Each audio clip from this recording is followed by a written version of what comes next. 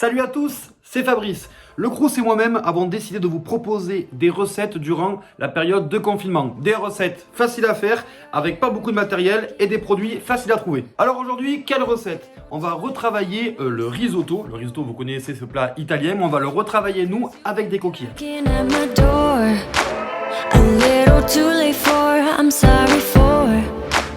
The lights went out cause you kept cutting the cord and I started to fade. Alors, into on va your faire tourner la vidéo, c'est parti, attention, il y a du monde.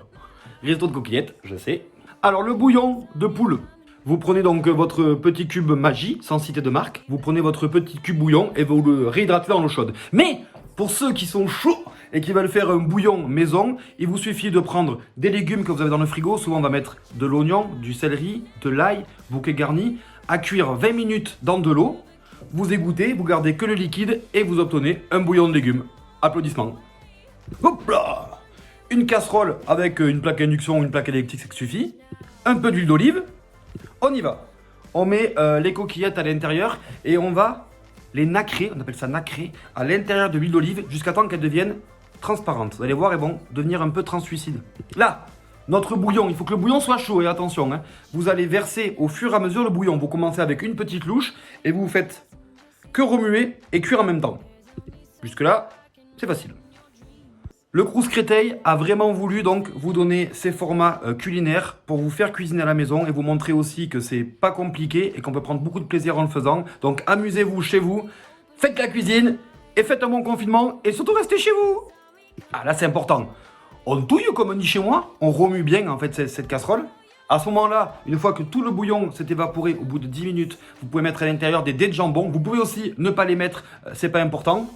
Ensuite, ça c'est important. Le beurre bien froid à l'intérieur de votre casserole. Le parmesan.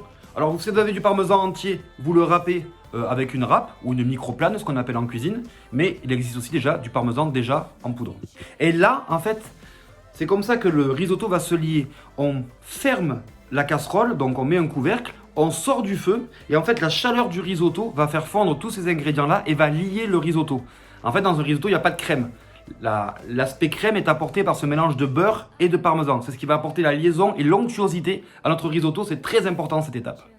Allez, pour terminer, j'ai mis encore quelques dés de fromage parce que je suis coquin, mais bon, vous n'êtes pas obligé de le faire. Et après, on passe à un peu de poivre, un peu de ciboulette, comme ça, un peu d'herbe. Ce risotto, c'est un peu aussi le rappel de l'enfance. Donc c'est vraiment un plat gourmand, régressif, qui va vous apporter tout le bonheur dont vous avez besoin dans cette période de confinement. Merci à tous, on se retrouve très rapidement avec le Crous Créteil pour de nouvelles recettes et de nouvelles vidéos. Ciao les copains! knocking at my door, a little too late for I'm sorry.